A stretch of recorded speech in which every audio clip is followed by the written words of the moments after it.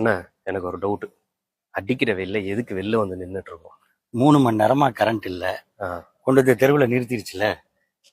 அதுக்கும் காரணம் திமுக தான் சொல்லுவாங்களே இவங்க. ஆமா ஆமா, அமைச்சர் தானே சொல்றாரு. முதல்ல என்ன சொன்னாருன்னா, திமுக தான், அதாவது மின் வாரியத்துல இபில இருக்கிற திமுகவினர் தான் கரண்ட்டை கட் பண்றாங்க சரி அப்படின்னு சொன்னாங்க. அப்புறம் அதுக்கு மறுப்பெல்லாம் வந்துருச்சு, அது அப்படி இல்லைன்னு தெரிஞ்சு போச்சு. இப்ப என்ன சொல்றாங்க தெரியுமா? இப்ப என்ன சொல்றாங்க? இப்ப ஃபியூஸ் பிடிங்கிட்டு போயிட்டாங்க. ஃபியூஸை பிடிங்கிட்டு டிரான்ஸ்ஃபார்மர்ல போய் ஃபியூஸை பிடிங்கிட்டு போயிடுறாங்க.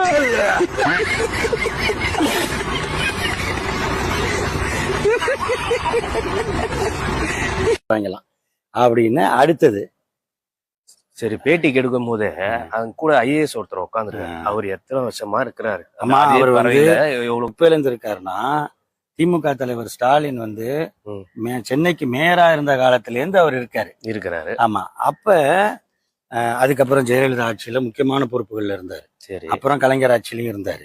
அதுக்கப்புறம் வந்து எடப்பாடி பழனிசாமி ஆட்சியிலையும் முக்கிய பொறுப்புல இருந்தாரு, சுகாதாரத்துறையெல்லாம் இருந்தாரு.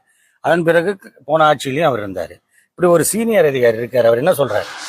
அவர்கிட்ட கேட்டு தெரிஞ்சுக்கலாம்ல. இல்ல, அவரே சொல்றாரு, தமிழ்நாட்டுல மின்சாரம் தட்டுப்பாடா இல்ல, அத விநியோகம் பண்ற அந்த பகிர்மானத்துலதான் நமக்கு வந்து பிரச்சனை இருக்கு அப்படிங்கறத அவர் சொல்றாரு. ஆக இங்க என்ன அப்படின்னா, பொதுவா வந்து இந்த மாதிரி கோடை காலத்துல கரண்ட் கட் ஆகிறது எல்லா ஆட்சியிலும் இருக்கும். என்ன பண்ணுவாங்கன்னா, அதிகாரிகள்லாம் உட்கார்ந்து அந்த துறை சார்ந்தவங்களை கூப்பிட்டு எவ்வளவு மின்சாரம் உற்பத்தி ஆகுது, எவ்வளவு மின்சாரத்தை வாங்குறோம் அப்படின்னு பார்த்து அது தேவைக்கேற்ப பிரிச்சு கொடுப்பாங்க.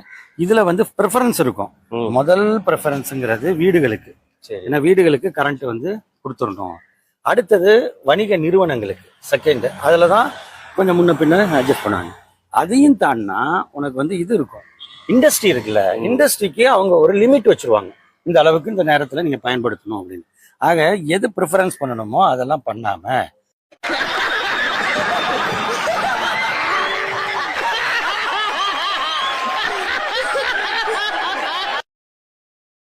பாத்தீங்கன்னா, இப்ப வந்து கரண்ட் கட்டுக்கு யார் மீதாவது பழிய போட்டு அவங்களை கதறுன்னு சொல்லியிருந்தாங்க. இப்ப கதற மக்களை ரீல்ஸ்ல பாத்துட்டு இருக்கோம் நம்ம.